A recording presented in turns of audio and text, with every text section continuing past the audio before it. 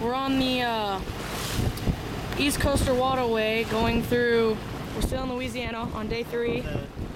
Lake Calcasieu on Lake Calcasieu Channel, which is part of it. And there's these Louisiana shrimping boats. This dude's tinier than we are, and he's got all the gear of the big boats, like this guy over here. And that is a big boat.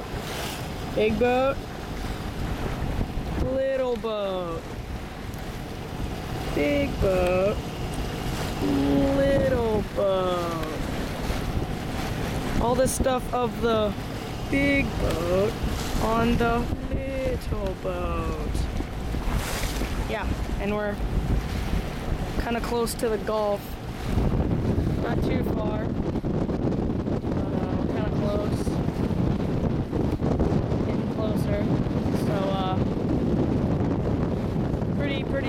pretty good cruising.